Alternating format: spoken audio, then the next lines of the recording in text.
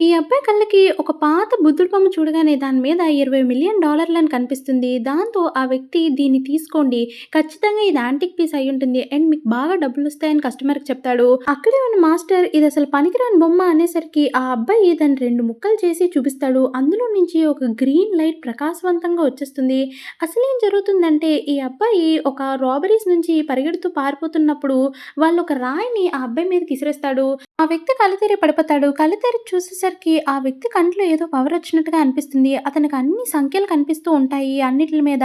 అతను షాప్‌కెళ్ళి చూసేసరికి వాళ్ళ గర్ల్ ఫ్రెండ్ మీద $10,000 అని కనిపిస్తుంది. దాంతో అతనికర్థమవుతుంది వాళ్ళేసుకునే ఆభరణాల మీద కాస్ట్ అంతా కూడా కనిపిస్తుంది అని చెప్పి, ప్రతి వస్తువు మీద దాని వాల్యూ ఎంతో తెలుస్తుందని ఆ వ్యక్తికి అర్థమవుతుంది. ఇంతలోపే ఒక కస్టమర్ వస్తుంది. ఆ అమ్మాయి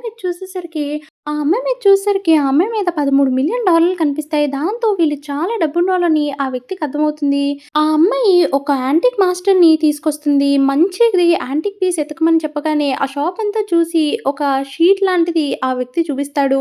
ఇది చాలా అంటే చాలా అరుదైంది. ఇది చాలా ఖరీదైంది మేడం అనేసరికి ఆ వ్యక్తి చూస్తాడు. అది ₹150 మాత్రమే ఉంటుంది. దాంతో ఇది చాలా తక్కువ అనేసరికి అతను తిట్టేస్తాడు. వెంటనే వాడికి మైండ్ లేదు అని చెప్పి వాళ్ళ గర్ల్ ఫ్రెండ్ అంటూ ఉంటుంది.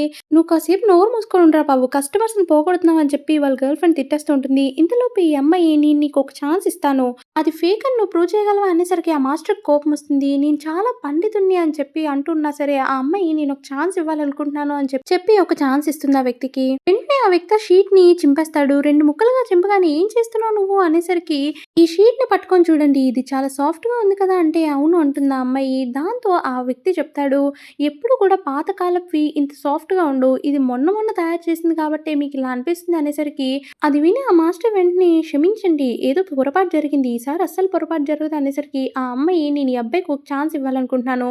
నువ్వే నా కోసం ఒక మంచిది ఎతికివ్వు అని చెప్పి ఆ అబ్బాయిని అడుగుతుంది. ఆ అబ్బాయి కూడా సరే అని చెప్తాడు. ఆ అబ్బాయి షాప్ అంతా కూడా వెతికి ఒక మురుగ్గా ఉన్న బుద్ధుడి బొమ్మను చూస్తాడు. ఇది చాలా అంటే చాలా ఖరీదు. తీసుకెళ్ళండి అనేసరికి ఆ మాస్టర్ దాన్ని చూసి ఇదసలు విలువే లేదు అని చెప్పి అంటూ ఉంటాడు. అప్పుడు ఈ వ్యక్తికి కోపమొచ్చి అయితే చూపిస్తాను దీనికి విలువ లేదంటున్నారు కదా! అని చెప్పి వెంటనే దాన్ని మొత్తం మట్టంతా కూడా తీసేస్తాడు. తీసేసరికి ఆ బుద్ధుడిలో నుంచి ఒక వెలుగొస్తుంది. అది చూసి వాళ్ళంతా కూడా షాక్ అయిపోతారు. సబ్స్క్రైబ్.